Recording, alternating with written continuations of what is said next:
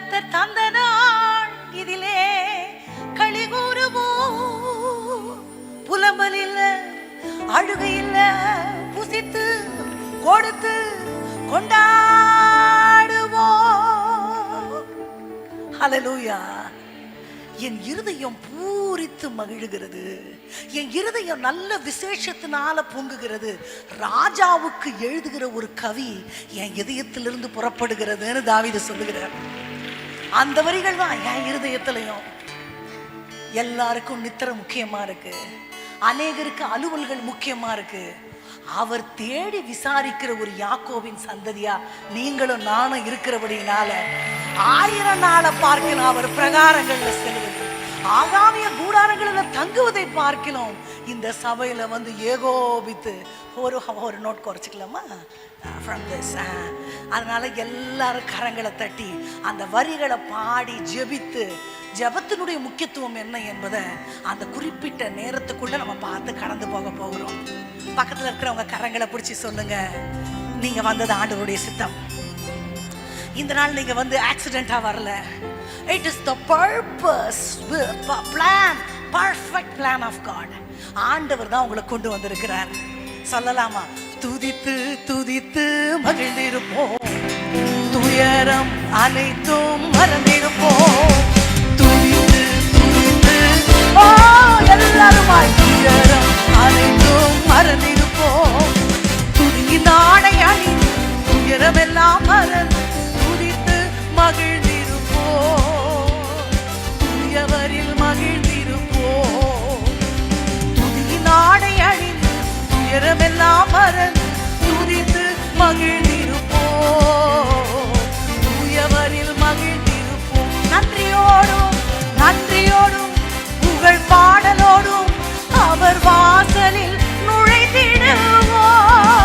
நன்றியோடும் புகழ் பாடலோடும்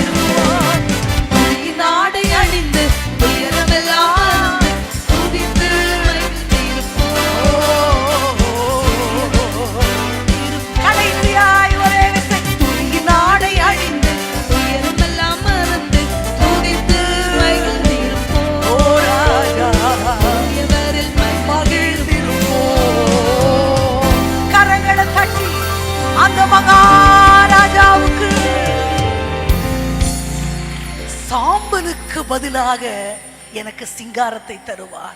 ஒடுங்கின ஆவிக்கு பதிலாக துதியின் வஸ்திரத்தை தருவார். சோர்ந்து போகிறவனை பலப்படுத்தி சத்துவம் இல்லாதவனுக்கு சத்துவத்தை பெருக பண்ணுகிறவர் என் ஆண்டவர். அல்லேலூயா. உங்களை பார்த்து கேட்கிறேன், யாரு ரொம்ப துக்கமா வந்திருக்கிறீங்க? நான் உக்கிரத்தின் மண்டல உறிஞ்சு குடிச்சுக்கிட்டு இருக்கிறேன் சிஸ்டர். என் வாழ்க்கை யாருக்குமே வேணான்னு யாரு ரொம்ப ரொம்ப ரொம்ப ரொம்ப நொந்து போய் வந்திருக்கிறீங்களோ உங்களுக்கு தான் இந்த ஜெபம். உங்களுக்காக தான். நான் கடக்கிற பாதை யாரும் கடக்க முடியாது.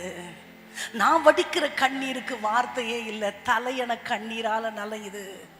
இதுக்கு மேல சிலுவையை சுமக்க எனக்கு பலன் இல்லைன்னு யாரு சொல்றீங்களோ, இந்த நாள் கர்த்தர் உங்களுக்கு தந்த நாள். இதிலே களி கூறுவோம்.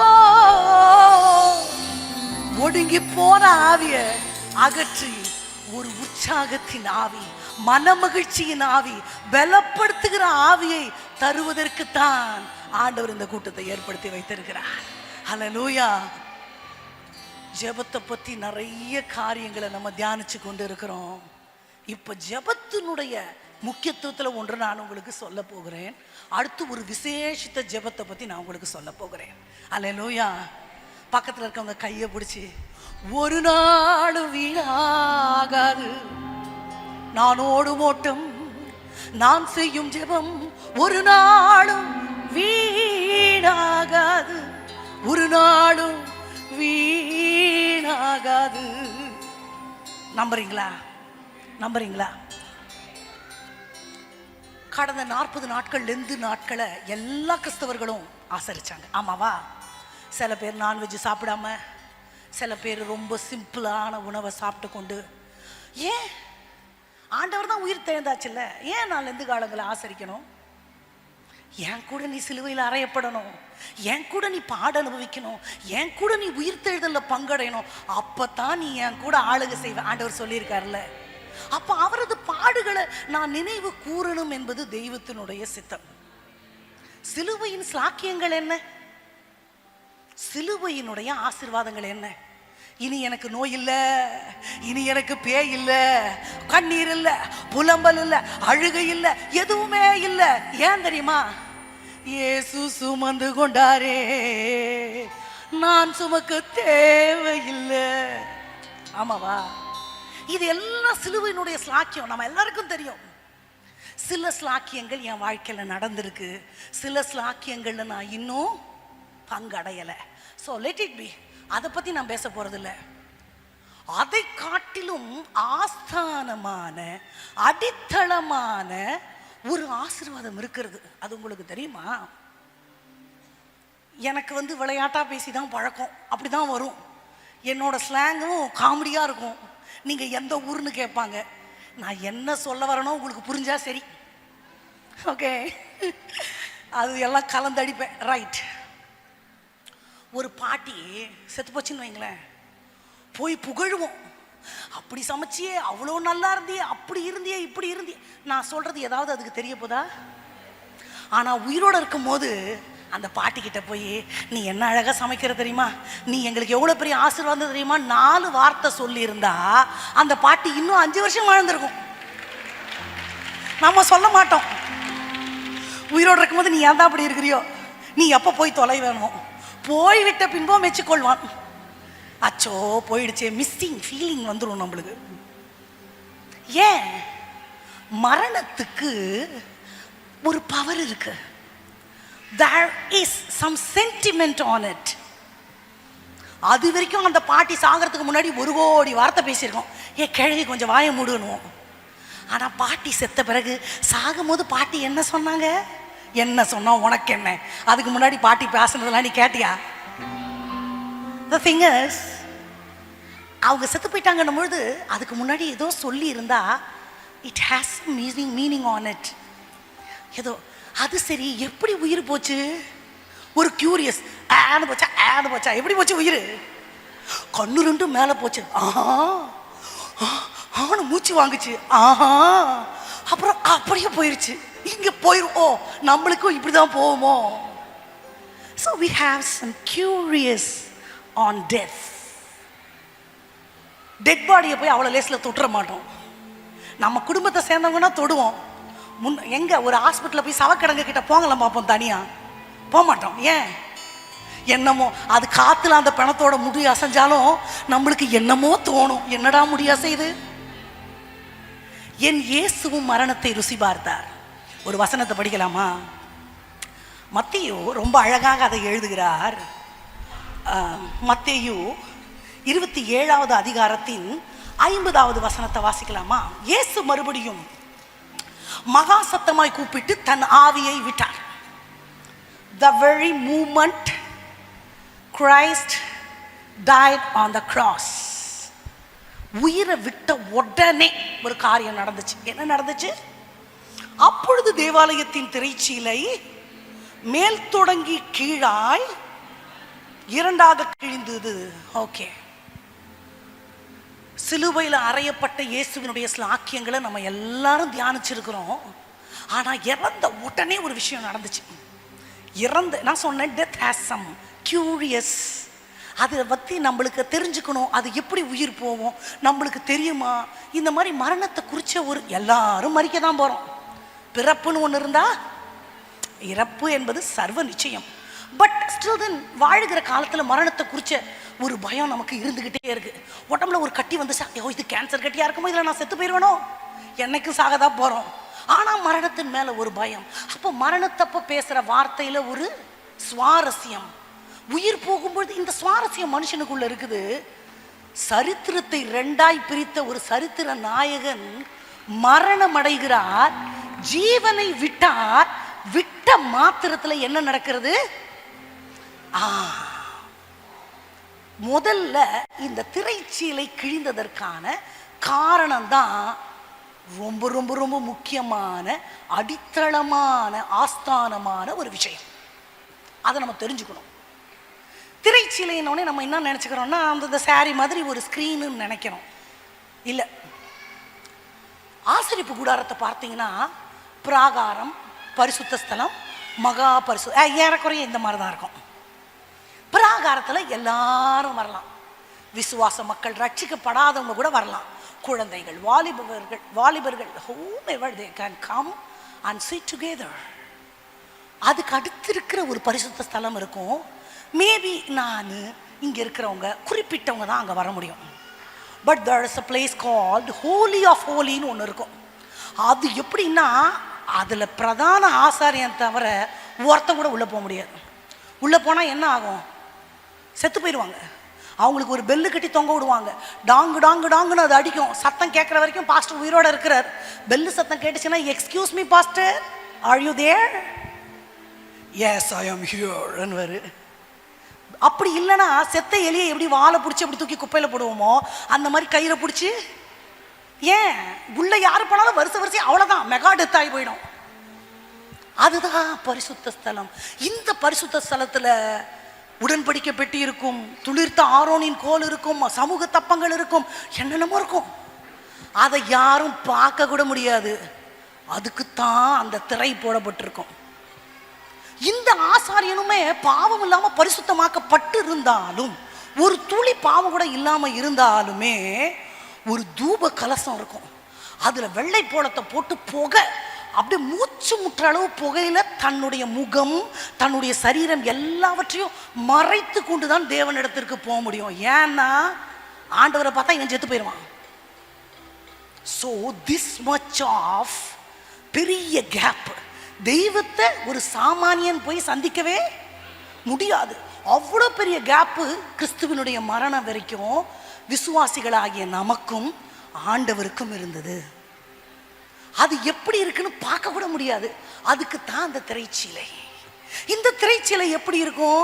நான் பார்க்குற மாதிரி ஒரு புடவையோ இங்கே மாட்டி இருக்கிற ஸ்க்ரீன் மாதிரியோ இருக்காது. 60 அடி உயரத்துக்கு இருக்கும்.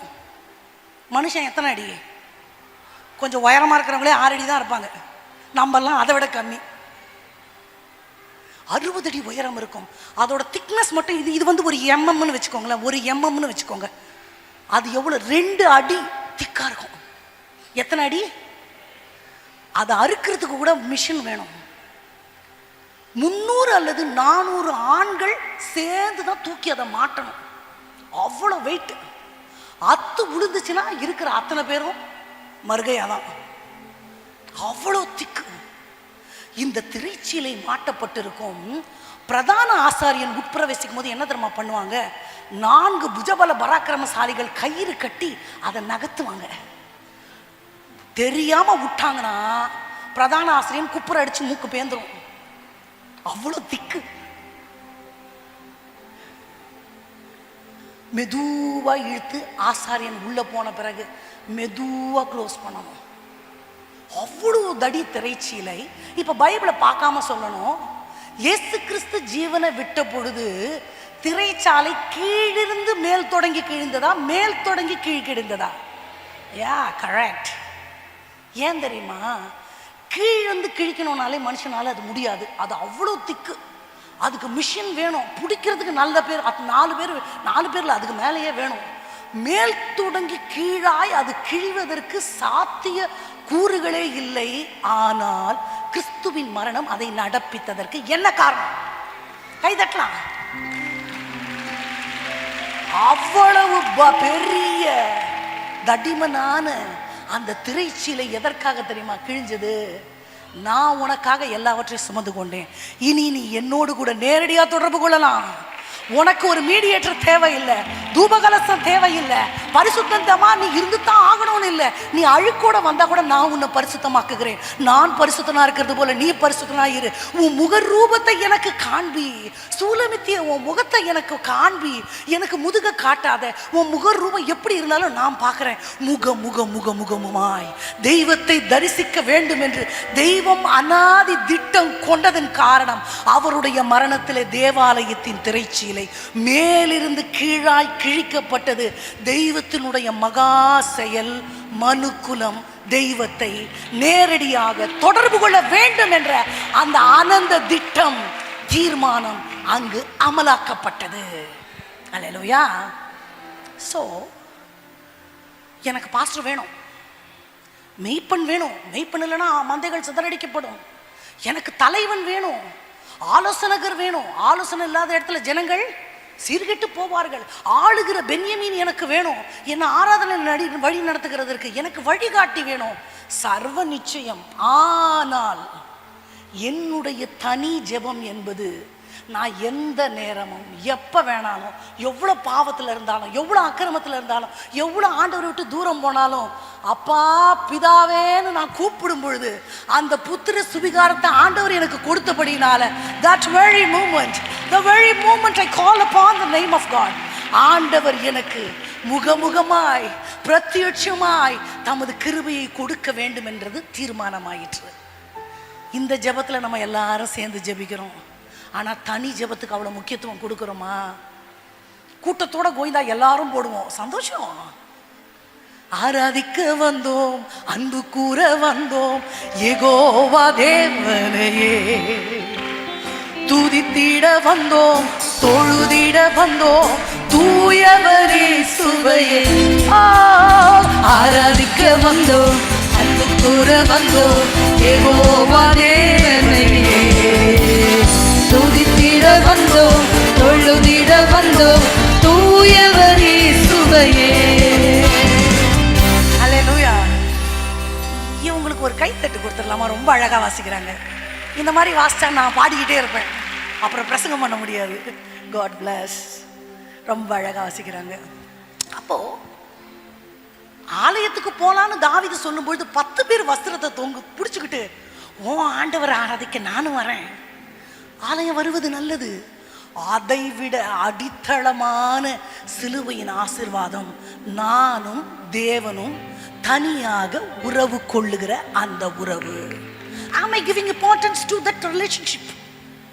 அந்த உறவுக்கு உங்களுக்கு கைத்தட்டணும்னு தோணுச்சுன்னா யாரும் எதிர்பார்க்காம சத்தமா தட்டிடுங்க. அதுதான் உண்மையான கைத்தட்டல். கைத்தட்டுங்கன்னு சொல்லி சொல்லி தட்டுறது உண்மையே இல்லை. கை தட்டுறதுக்கு அடையாளம், ஐயோ நீ சூப்பராக பேசிட்டேன்னு அர்த்தம் இல்லை. நான் அதை ரிசீவ் பண்ணுறேன். ஆண்டவர் கொடுத்த வார்த்தையை நான் ரிசீவ் பண்ணிக்கிறேன்னு அர்த்தம். வெளிநாட்டிலலாம் போனீங்கன்னா ஒரு வாக்குத்தத்தம் வந்த உடனே ஃபாரினர்ஸ் எல்லாம் அப்படி கோரஸா ஐ ரிசீவ் அப்படி கத்துவாங்க. யாரும் சொல்லாமல் அவங்களே ஏஞ்சி நின்றுக்குவாங்க. அப்படி வார்த்தைகளை எனக்கு எனக்குன்னு ஏற்றுக்கொள்றதுனால அவங்க ஒன்றும் குறைஞ்சு போயிடல, நம்மளை விட நல்லா தான் இருக்காங்க. அல்லேலூயா. அதனால நம்மளும் கை தட்டலாம், சத்தமா அல்லேலூயா சொல்லலாம், தோணுச்சுன்னா எந்திரிச்சு கூட நின்றுக்கலாம். சொல்லி சொன்னாதான் ஆர்டிஃபிஷியலாக இருக்கும், தானா வந்தா தட் இஸ் மோஸ்ட் வெல்கம். அல்லேலூயா. அப்போ ஆண்டவர் மனுஷனோடு கூட உறவு கொள்ள வேண்டும் என்று ஆசைப்படுகிற தெய்வம். ஆதி ஆகமத்திலிருந்து வெளிப்படுத்தல் வரைக்கும் பார்த்தீங்கன்னா, மனுஷன் தேவனை தேடினானா தெரியாது எனக்கு, ஆனா தெய்வம் தான் மனுஷனை தேடி தேடி தேடி வருவார். ஆமா, அதாமே நீ எங்க இருக்கிற தேடுவாரு, இவர் ஒளிஞ்சுக்கிட்டு இருப்பார் தலைவர். இதே மாதிரிதான் எல்லா இடங்களிலும். அப்புறம் சேத்துக்கு ஒரு குமாரன் பிறந்தான், அப்பொழுது மனுஷ கர்த்தருடைய நாமத்தை தொழுது கொள்ள ஆரம்பித்தார்கள். அப்புறம் விட்டு போயிடும், திருப்பியும் தொழுது கொள்வாங்க, அப்புறம் விட்டு போயிடும், அப்புறம் மனதா கழுத்து உள்ளவர்கள் ஆயிடுவாங்க. ஆண்டவர் விற்று போடுவார், ஆண்டவருக்கே மனசு கேட்காது. நியாயாதிபதியை எழுப்புவார், தீர்க்கதரிசியை எழுப்புவார், ராஜாக்களை எழுப்புவார், அவங்கள இவங்களை எழுப்பி எழுப்பி எழுப்பி ஃபெடப் ஆயிட்டாரு. அதுக்குள்ள பழைய ஏற்பாட்டு முடிஞ்சிருச்சு. சொந்த குமாரன் என்றும் பாராமல் கிறிஸ்துவே நமக்காக தியாக ஜீவ பலியாக ஒப்பு கொடுத்தது நிமித்தம் மனுக்குலத்தோடு இருந்த அந்த பிரிவினையை ஆண்டவர் ஒருங்கிணைத்தார். அந்த ஒருங்கிணைப்புல நீ எப்ப வேணாலும் என்கிட்ட வா, கிருபாசன தண்டை நெருங்குவோம்,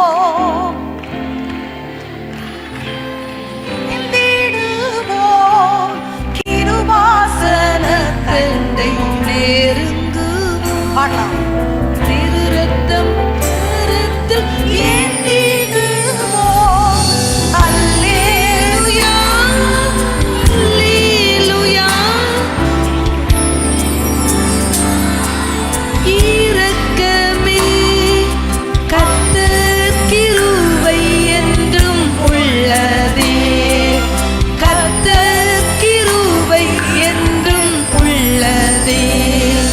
கோடா கோடி ஸ்தோத்திரம் ஏறெடுப்போம், ராஜாதிராஜன் தேவாதி தேவன் இயேசு கிறிஸ்துவுக்கே மகிமை.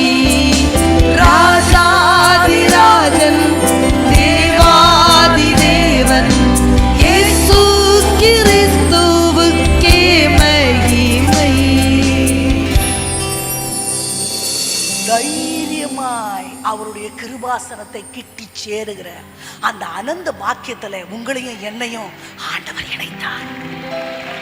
அல்லேலூயா.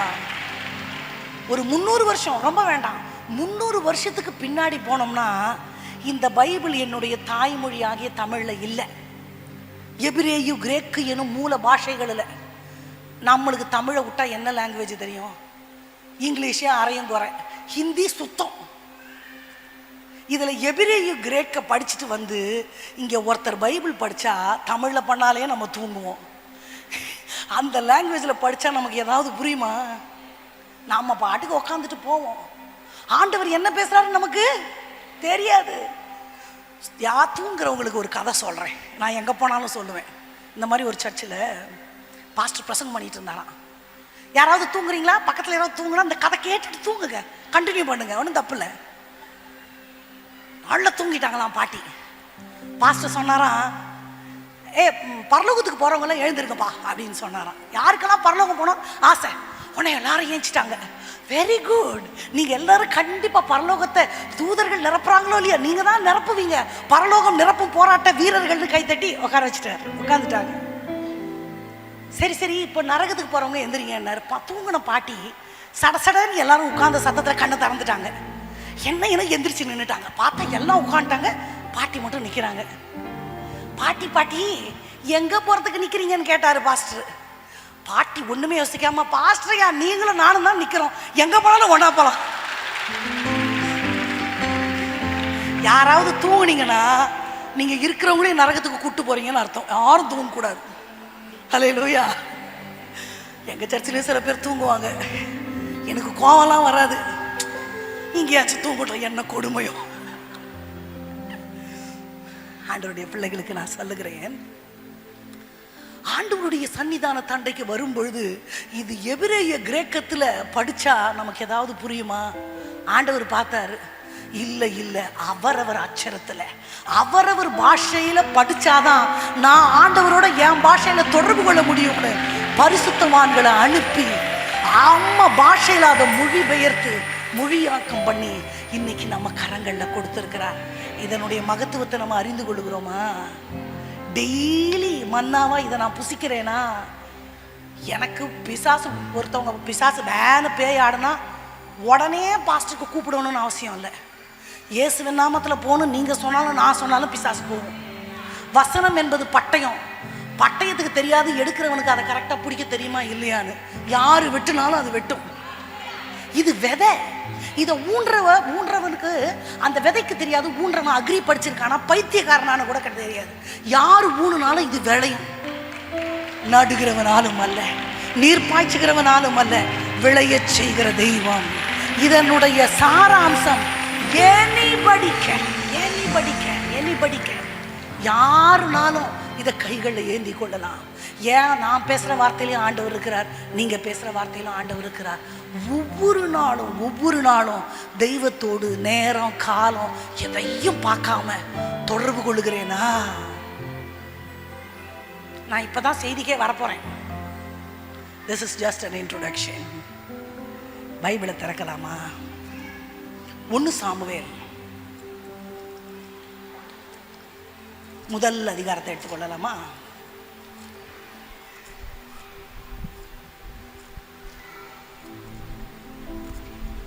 நான் சொல்லுகிற வசனத்தை நம்ம வாசிக்கலாம்.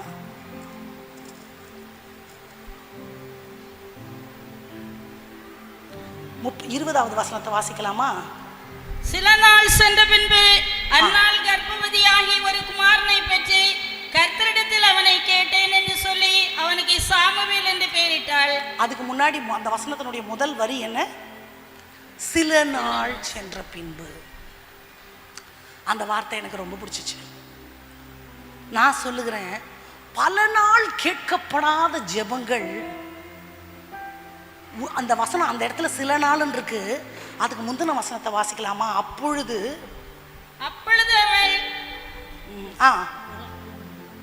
அப்புறம் இல்ல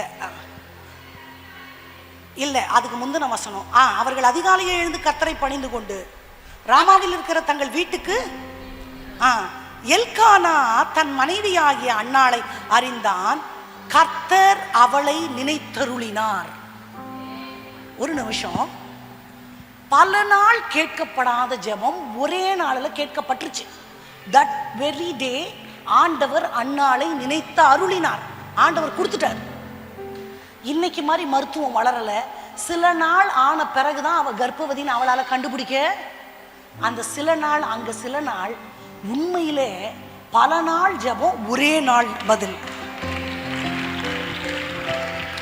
யாராவது பல நாள் நான் ஜெபிச்சுட்டு இருக்கிறேன், எனக்கு பதில் இல்லை சொல்றீங்களா? ஒரே நாள் பதில் ஆண்டவரால் கொடுக்க முடியும். ஓகே, பல நாள் ஜெபத்திற்கு ஒரு நாள் பதில் பெறுவது அது இஸ் இட் ஈஸி? சில நேரத்தில் நம்ம ஜெபிக்கிற ஜெபங்களுக்கு 3 பதில் ஆண்டவர் சொல்வார். ஆம், இல்லை, காத்திரு.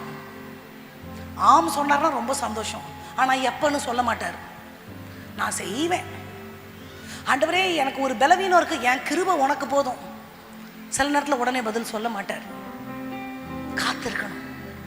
சில நேரத்தில் இல்லைன்னே சொல்லிடுவார். நமக்கு தெரியாது. ஆண்டவர் செய்வார் செய்வார் செய்வார்னு காத்துட்டு கிடப்போம்.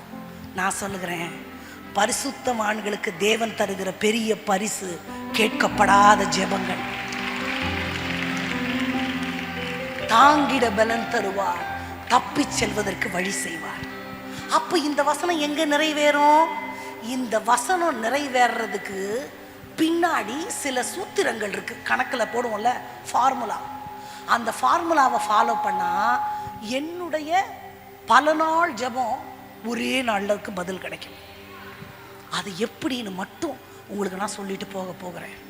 ஆண்டவருக்கு ஜெபத்தை கேட்கிறவர் என்பது ஜெபம் கேட்டீரையா மைனர். ஜெபம் கேட்டீரையா, ஜெயம் தந்தீரையா.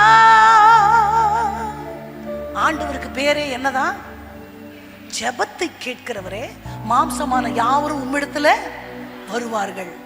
ஏன்னா நான் மூஞ்சி போகிறதுக்கு முன்னாடி, சோர்ந்து போகிறதுக்கு முன்னாடி, என் கண்ணீரெல்லாம் வத்தி போகிறதுக்கு முன்னாடி பதில் தருவேன்னு சொன்னீங்கல்லப்பா. அல்லேலூயா. இது எவ்வளோ பல நாள் ஜெபமா இருக்கும் அன்னாளுக்கு. அன்னாளுடைய சொந்த தங்கச்சி பெனினாள், உங்களுக்கு தெரியுமா? அந்த காலங்களில் மூத்த பெண்ணுக்கு குழந்தை இல்லைன்னா குறிப்பிட்ட வருஷம் பார்த்துட்டு கட்டாயமா இன்னொரு கல்யாணம் பண்ணி வைப்பாங்க. மனசு இப்படி இருக்கும். அவளுடைய சொந்த தங்கச்சியை கல்யாணம் பண்ணிட்டு வந்துட்டார். அவளுக்கு எத்தனை குமாரரா? 10 குமாரர். 10 பேர் குமாரர்னா 30 வயசு மதிச்சாதான் அவங்கள புருஷர்ன்ற கணக்கில் வரும் யூத குலத்தில்.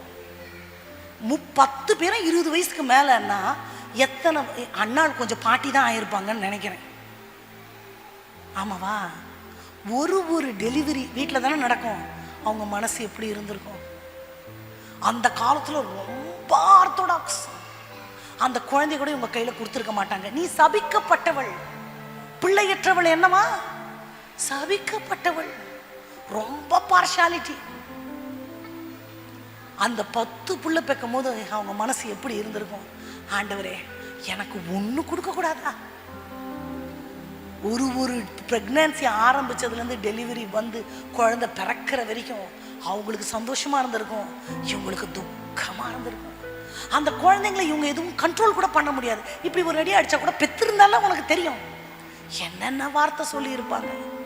அவள் தினம் மனமடி வாக்குவாள், இவள் சாப்பிடாமல் அழுது கொண்டிருப்பாள். வேதனையினுடைய உச்சகட்டம். கணவர் நல்லவர், எல்கானா நீதிமான். அவர் ஆறுதல் என்ன தெரியுமா சொல்வாரு? 10 குமாரரை பார்க்கலாம்.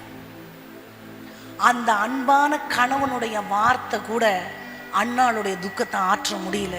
நான் சொல்றேன், கர்த்தருடைய கரம் நீட்டப்படாம என் துக்கம் ஆறாது. No man can pacify my pain. எந்த மனுஷனுடைய வார்த்தையும் என் இருதயத்தை ஆற்றாது. எந்த மனித கரங்களும் என் கண்ணீரை தொடச்சாலும் என் துக்கம் ஆறாது. தெய்வத்தினுடைய கரம் நீட்டப்படுமானார், ஆண்டவருடைய ஆறுதலிக்கிற கரம் நீட்டப்படுமானார், அவருடைய வாயிலிருந்து பிறக்கிற அந்த மதுர வார்த்தை என் இருதயத்தின் காயங்களை ஆற்றும். காயங்களை ஆற்றுகிற ரண வைத்தியர். கேட்க வேண்டியவர் இடத்துல அவ கேட்கிறா. எங்க போய் கேட்கிறா? பாஸ்டர் எங்க உட்கார்ந்து இருக்கிறாரு? வாசல்லையே. நீங்க மனசு நொந்து போய் வரீங்க. பாஸ்டர் அங்க இருக்காங்கன்னு வைங்களேன், கும்பிட போன தெய்வம் மாதிரி குறுக்க வந்துட்டாரு. போய் காலை கட்டிக்கிட்டு எனக்கு என்ன ஆச்சு தெரியுமா? ஊழியக்காரர்களை தெய்வத்துக்கு சகமமாய் நானும் மதிக்கிறேன். நான் பிறந்து வளர்ந்து என் உடம்புல ஓடுற ரத்தமே ஊழியக்காரங்க ரத்தம் தான். ஊழியத்தில் வந்த சாப்பாடு தான் சாப்பிட்டு நான் வளர்ந்துருக்கேன். ஆனாலும் நான் சொல்றேன், ஊழியக்காரன் தெய்வமாக முடியாது. ஆண்டவர் ஆண்டவர், ஊழியக்கார் தான். ஆண்டவருக்கு கொடுக்க வேண்டிய இடத்த ஊழியக்காருக்கு நான் கொடுக்க முடியாது. முதலிடம் என் ஆண்டவருக்கு, அடுத்த இடம் வேணா என் பாஸ்டருக்கு. ஆமாவா? அப்போ அவ்வளவு துக்கத்துல பாஸ்டரை பார்த்தா கூட முதல்ல நான் ஆண்டவர்கிட்ட சொல்றேன், அதுக்கப்புறம் இவர்கிட்ட சொல்றேன். She has an understanding about whom she has to go. எனக்கு மனுஷனை பார்த்தா கொட்டிடுறேன். யாராவது பாசமா ஒரு வார்த்தை சொன்னா கொட்டிடுறேன். யாராவது கொஞ்சம் என்ன கரிசனையா பார்த்தா கொட்டிடுறேன். பெண்களுக்கு தான் இது முக்கியமா சொல்றேன். நோ, நான் கொட்ட வேண்டிய இடம் ஆண்டவர் சமூகம். உங்க மனசுல 1000 ஜெப குறிப்பு இருக்கலாம், முதல்ல ஆண்டவர்கிட்ட கொட்டுங்க, அப்புறம் போய் யார்கிட்ட வேணாலும் சொல்லலாம். உம் நாமம் உயரணுமே, உம் அரசு வரணுமே, உம் விருப்பம் நடக்கணுமே, உம் நாமம் உயரணுமே, உம் அரசு வரணுமே, உம் விருப்பம் நடக்கணுமே. அப்பா பிதாவே, அப்பா அப்பா பிதாவே, அப்பா அப்பா பிதா என்று அழைக்கத்தக்கதான புத்திர சுவிகாரத்தை பெற்ற எல்லாரும் கரங்களை உயர்த்தி அப்பா அப்பா பிதாவே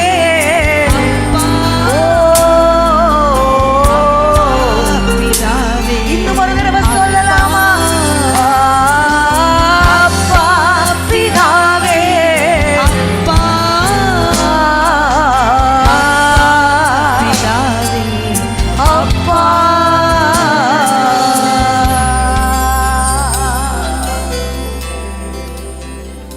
ஏன் அப்பா கிட்ட நான் போறதுக்கு எனக்கு இயேசு கிறிஸ்து மரிக்கும் பொழுதே திரைச்சீலையை கிழிச்சு வழி விட்டுட்டாரு.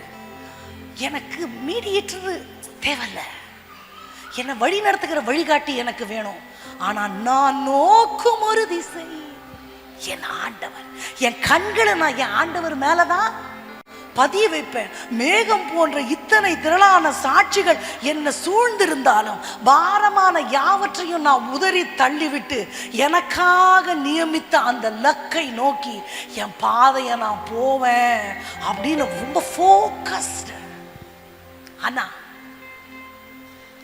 நேரா போய் ஆண்டவர்கிட்ட சொல்றாங்க. ஆனா அந்த இடத்துல ஏலி வந்து கேள்வி கேட்கும் போதெல்லாம் எனக்கு கஷ்டமா இருக்கும். நீ குடிச்சிருக்கிறியா? பைபிள நம்ம படிக்கும் பொழுது அதனோட வீரியம் நமக்கு தெரியாது. எவ்வளவு நேரம் குடிச்சிருப்ப, எப்பொழுது குடியை விட்டு நீ எந்திரிப்ப? கொஞ்சம் கற்பனை பண்ணி பாருங்க. குடிகாரங்களை நம்ம எப்படி ட்ரீட் பண்ணுவோம்? மிஸ்டர் ட்ரங்கார்ட் கைண்ட்லி கெட் லாஸ்ட் அப்படியா சொல்லுவோம்? யா பாயா ஏய். எல்லா கலாச்சாரத்திலையும் பெண்கள் குடிக்கிறாங்க, நம்ம குடிக்க மாட்டோம். நம்ம கலாச்சாரத்திலையும் குடிக்கிற பெண்கள் இருக்கிறாங்க. ஒரு பொம்பளை குடிச்சிருந்தா நம்மளே மதிக்க மாட்டோம். வெக்கமா இல்லை உனக்கு? கேட்போமா இல்லையா? பொம்பளைங்க மானத்தை வாங்குறதுக்கே பிறந்திருக்கிறியான்னு கேட்போம். அது பண்டிகை காலம். பெண்கள் குடிக்கிறது அப்போ வழக்கத்தில் இருந்தது. உயர்குல பெண்களும் குடிப்பாங்க, ரொம்ப தாழ்குல பெண்களும் குடிப்பாங்க. கொஞ்சம் மிடில் இருக்கிறவங்க தான் குடிக்க மாட்டாங்க. அப்போ குடிகாரியை எப்படி விரட்டி இருப்பார்? கேவலமா சொல்லி இருப்பார். தாமா அங்க ஆண் ஆட்டம் குடிச்சது பத்தலையா, இங்க வந்து என்ன கத்திட்டு கிடக்குற? எவ்வளவு நேரம் இப்படி வெறிச்சிருப்பேன்? ஏதுவா எனக்கு இதுக்கு மேல கேவலமா திட்ட தெரியல. ரொம்ப கீழ்த்தரமா, கண்டிப்பா மரியாதை இல்லாம ஹியூமிலியேட்டடா ஃபீல் பண்ணியிருப்பாங்க. நம்மள ஒருத்தர் அவமரியாதை பண்ணும்போது நமக்கு எப்படி தெரியுமா இருக்கும்? கழுத்து நெரிச்சு கொண்டுலான் இருக்கும். நான் ஓப்பனா பேசுறேனே. பைபிளை இப்படி படிக்கும்போது எப்பொழுது தெரிய இருந்திருப்பாய் அப்படி படிக்கிறோம். ஆனா இல்லை, அந்த மாதிரியே இருந்திருக்காது. அது வேற மாதிரி இருந்திருக்கும். ரொம்ப மட்டமா இருந்திருக்கும். அந்த ராகத்துல அந்த ஸ்லாங்ல படிச்சிருந்தா தெரிஞ்சிருக்கும். அவ்வளவு கஷ்டமா இருந்திருக்கும். அதை சகிச்சுக்கிட்டு அப்படி அல்ல என் ஆண்டவரே, என்ன பேடியாளின் மகளா நினைக்காதீங்க, மதுவாகிலன்றா. ஏன்னா அவமானம், நிந்த, ஹியூமிலியேஷன், ரிஜெக்ஷன் எல்லாத்தையும் பார்த்து சகிச்சு சகிச்சு அந்த இருதயம் அப்படியே பக்குவப்பட்டு போச்சு. இதுக்கு மேல அவமானம் என்ன இருக்கு? இதுக்கு மேல நிந்த என்ன இருக்கு? சிலுவையிலே என் ஆண்டவர் சகித்த நிந்தைக்கு ஈக்குவலான நிந்தை அது. அக்கிரமக்காரரில் ஒருவராக எண்ணப்பட்டார், தூக்கி எறியப்பட்டார், நிந்தையை சகிச்சார், அவமானத்தை சகிச்சார், குற்றவாளியோட குற்றவாளியா நிக்கிறாரு. கள்ளர் மத்தியில் ஒரு கள்ளனை போல குற்றமற்ற கிறிஸ்தேசு தொங்கினாரே. உங்களை பார்த்து ஒன்று கேட்குறேன். நான் என்னன்னு வச்சுக்கோங்க, நான் ஒரு தப்பு செஞ்சுட்டேன். என் மனசாட்சிக்கு நல்லா தெரியும் நான் செஞ்சேன். Yeah, this is what I am. சொன்ன உடனே yes, this is my mistake, yes I accept, I am sorry சொல்லுவோமா? முடிஞ்ச வரைக்கும் தப்பிக்க பார்ப்போம். அப்படியெல்லாம் இல்லை, நான் வேற மாதிரி நினச்சி செஞ்சேன். அது செஞ்ச தப்பை சொன்னாலே அவ்வளோ கோவம் வரும். இதில் செய்யாத தப்பை சொன்னால் ஏற்கனவே சொன்ன மாதிரி கழுத்தை வச்சு கொண்டுலான்னு கோவம் வரும். ஒரு பாவமும் செய்யாத என் ஆண்டவர் சிலுவையில கள்ளனோடு கள்ளனாய், துன்மார்க்கனோடு துன்மார்க்கனாய், பொல்லாதவனோடு பொல்லாதவனாய் தொங்க வைக்கப்பட்டு நிந்திக்கப்படும் பொழுது எவ்வளோ வேதனையை சகிச்சிருப்பார். ஒரு சுவாரஸ்யமான விஷயத்தை சொல்லி மறுபடியும் இந்த கதை, இந்த சம்பவத்துக்குள்ள நான் வருகிறேன். கிறிஸ்துவோடு சிலுவையில் அறையப்பட்ட கள்ளர்கள், கிறிஸ்துவினுடைய மரணத்தில் பங்கு கொண்டவர்கள் நிறைய பேர். மல்கூஸ், பரபாஸ், சிரேனே ஊர் சீமோன், சிலுவையில் அறையப்பட்ட கள்ளன், நூற்றுக்கதிபதி, இவங்கெல்லாம் ரொம்ப நெருக்கமா கிறிஸ்துவோட மரணத்தில் பங்கு பெற்றவர்கள். அதுல பரபாஸ், பரபாஸ் தெரியுமா உங்களுக்கு? அவன் தான் சிலுவையில் அறையப்படணும். பரபாஸ் என்ற வார்த்தைக்கு அர்த்தம் என்ன தெரியுமா? தகப்பனின் மகன். என்னமா? நம்ம பாஷையில சொன்னா அப்பன் மகனே, உங்க அப்பன் மகனே. இந்த பேரு உங்களுக்கு எப்படி தோணுது? சிரிப்பு வருது இல்ல? ஆட்டோ சங்கர், முட்டை ரவி, சந்தன கடத்தல் வீரப்பன். ஏன்? அவர்களுடைய அந்த என்ன சொல்றது, நட்டோரியஸ் பிஹேவியருக்காக ஒரு பட்டப்பெயர் கொடுக்கப்படும். அப்பன் மகன்னு பேர் வச்சிருந்தா அப்பன் எத்தனை அடி பாஞ்சிருப்பாரு? அவர் 8 பாடி இருப்பாரு, தலைவர் 16 அடி பாஞ்சிருப்பாரு. அதனாலதான் உங்க அப்பனுக்கு தப்பாம பிறந்திருக்கிற அப்பன் மகனேன்னு பேரு. இவர் பொல்லாத ரவுடி, உடம்புல ஓடுறதே ரவுடி ரத்தம், பரம்பரை பரம்பரை ரவுடி, மூஞ்சு கிஞ்செல்லாம் அப்படியே வெட்டுங்கிட்டுமா பார்க்கறதுக்கு அப்படி ஒரு ரக்கடா இருந்திருப்பாரு. யாரு? பரபாஸ் வந்து நிக்கிறாரு. நான் தான் இப்போ யாரை விடுதலையாக்குவாங்க? என்னை கண்டிப்பா விடுதலையாக்க மாட்டாங்க. இப்போ கேட்பாரு பிலாத்து, உங்களுக்கு யாரை விடுதலை செய்ய வேண்டும்? யாரை சிலுவையில ஏற்ற வேண்டும்? கண்ணே திறந்திருக்க மாட்டாரு. எல்லாரும் கத்த போறாங்க, பாரா பாஸ், பாரா பாஸ். இல்ல, காதுல வேற மாதிரி கேக்குது. என்ன கேக்குது? ஏசு, ஏசு. என்ன என் காதுல வேற மாதிரி கேக்குது? Wait a while, let me hear. இயேசுவை அறையும், இயேசுவை அறையும். யாரை விடுதலை பண்ணணும்? பரபாஸ், பரபாஸ். இவர் மனசுல நினைச்சிருப்பாரு, நான் தான் பெரிய ரவுடின்னு நினைச்சேன், என்னை விட மகா பெரிய ரவுடியா இருப்பாரோ? எவன்டா அவன்? நான் பார்க்கட்டும். பார்த்தா ரத்தத்தோட வீக்கத்தோட அழகான முகம், அந்த கேடடைந்து நிக்கிறார். பார்த்தா ரவுடி மாதிரி இல்லை, ஆனா இத்தனை ஜனங்களும் சொல்றாங்கன்னா உண்மையாவே பெரிய ரவுடியா இருந்திருப்பாரோ? தெரிஞ்சிருந்தா இவரு கூட கை கோத்து இன்னும் 4 கொலை பண்ணியிருப்பனே, இன்னும் நிறைய கிரிமினல்ல இவரு கூட நான் கை கோத்து இருப்பனே. தெரியாம போயிருச்சே. பரபாஸ்குள்ள ஒரு கொஸ்டின் வந்திருக்கும். பக்கத்துல இருக்கிறவனை கூப்பிட்டு, என்னை விட பெரிய ரவுடியோ? அவன் என்ன பண்ணியிருக்கான்? பெரிய ஸ்மக்லரா? இல்ல பெரிய பெரிய என்னை விட பயங்கரமான குற்றங்களை செய்த மனுஷனா? I just want to know. இந்த மாதிரி இங்கிலீஷ்ல தான் பேசியிருக்க மாட்டான். ரவுடி எப்படி பேசுவான் எனக்கு ரொம்ப தெரியல. என்னை விட பெரிய அப்பாடக்கரா நீயே? அப்படி என்னத்தை நீ கிழிச்ச சொல்லு பாப்போம். எங்க அப்பா யார் தெரியுமா? அவ்வளவு பெரிய ரவுடி, அவரை விட பெரிய ரவுடி. என் கீழே இன்னும் 4 குரூப் இருக்கு தெரியுமா? நீ அப்படி என்னத்தப்பா செஞ்சிட்ட? பதில் இல்ல. பக்கத்துல இருக்கிறவங்களை கூப்பிட்டு கேட்டிருப்பாரு, அப்படி பெரிய ரவுடியா அவரு? அப்படிலாம் இல்லப்பா. எத்தனை கொலை பண்ணியிருப்பார்? கொலையெல்லாம் செய்யலப்பா, அந்த கையில அவரு நோயாளியை சுகப்படுத்தினாருப்பா. எத்தனை கடை அடிச்சு ஓட, ஐயோ அப்படியெல்லாம் பண்ண மாட்டாருப்பா. அவரு ஜீவன் இல்லாதவங்களுக்கு ஜீவனை கொடுத்தாருப்பா. இவரை கொலை பண்ண வந்த மல்கூஸ் காதை அதவனுக்கு கூட புது காதை வச்சு அனுப்புனாருப்பா. நீ நினைக்கிற மாதிரிலாம் இல்ல. அப்புறம் எதுக்குடா அவரை போய் சிலுவையில் அடிக்கிறீங்க? அது வரைக்கும் முழு ஜனங்களும் பரபாசை எப்படி தெரியுமா பார்த்திருப்பாங்க? ரவுடி, கொலைகாரன், சைக்கோ. என்ன சைக்கோ? மனசாட்சியே இல்லாதவன், மிருகம். அவனுக்கு அறிவே கிடையாது. இப்போ நிற்கிற பரபாசோட மைண்ட் செட்ல என்ன தெரியுமா தோணி இருக்கும்? நீங்க எல்லாம் கிறுக்குங்களா? நீங்கெல்லாம் பைத்தியமாடா? நன்மை செஞ்சவரை சிலுவையில் அறையிறீங்களே, உங்களுக்கு என்ன மூளைகளை குழம்பி போச்சா? சிலுவைக்கு போவே இல்லை, கிறிஸ்துவை பார்த்த மாத்திரத்தில் இவனுடைய கண்கள் திறக்கப்படுகிறது, மற்றவர்களுடைய கண்கள் குருடாக்கப்படுகிறது. மற்றவர்கள் பைத்தியங்களை போல இந்த பைத்தியத்துக்கு தெரிகிறார்கள், இவனுடைய கண்கள் திறக்கப்படுகிறது. ஹல்லேலூயா, ஹல்லேலூயா. அது வரைக்கும் மற்றவங்க இவனுக்கு வச்ச பேரு அப்பன் மகன், கொலகாரன், கிறுக்கன், சைக்கோ. அந்த சைக்கோக்கு இப்ப கண்ணு திறக்குது, எல்லாரும் பைத்தியமா தெரியுறாங்க. நடந்து நடந்து நன்மை செய்த பாதங்களில் ஆடிகள் ஏற்றி எனக்காகவே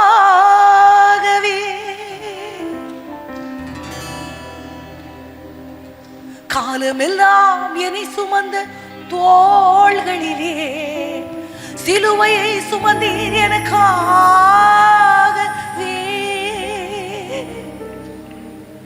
இவனுக்கு மனசு என்னமோ பண்ணுது. என்னப்பா, நான் எவ்வளவு மோசமானவன், எத்தனை குடும்பத்தை கெடுத்திருக்கிறேன், எத்தனை ஜீவனுக்கு எடுத்திருக்கிறேன், எத்தனை பேர் வாழ்க்கையில மண்ணள்ளி போட்டிருக்கிறேன். நான் தான் அந்த சிலுவை மரத்துல ஏறுவதற்கு தகுதியானவன். ஆனா எனக்கு பதில் ஏத்துறீங்களே, ஒரு பாவம் அறியாத பரிசுத்த ஆட்டுக்குட்டிப்பா. எப்படிடா உங்களுக்கு மனசு வருது, எப்படிடா உங்களுக்கு மனசு வருது? பின்னாடி பின்னாடி பின்னாடி போய் ரட்சிக்கப்பட்டு சிசிலியா பட்டணத்துல போய் ரத்த சாட்சியாக மரித்து அவருடைய கல்லறை சிசிலியா பட்டணத்துல இருக்கிறது. ஓ, உம்மை போல அம்மா இல்ல,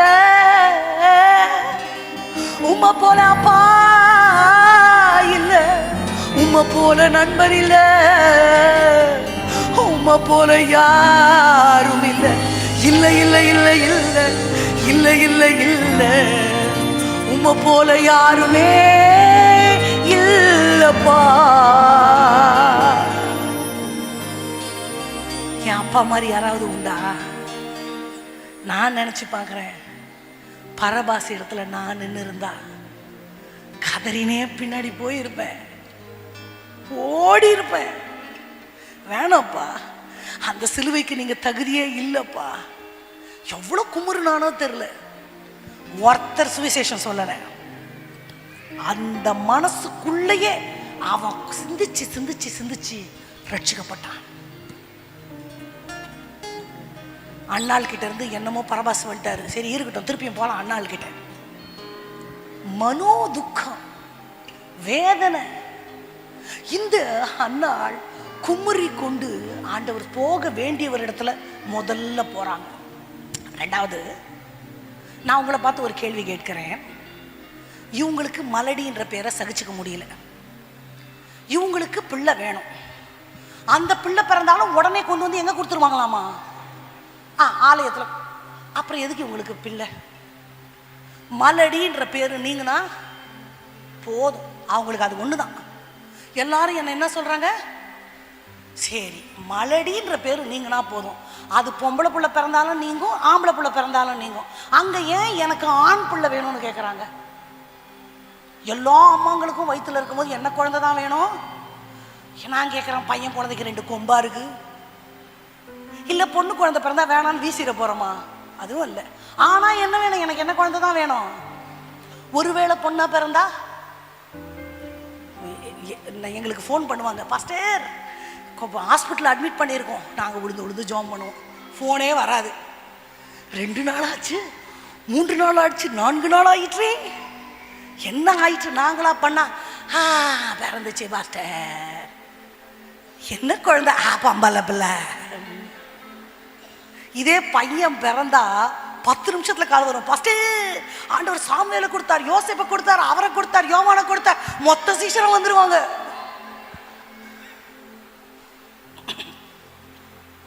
சந்தோஷம்.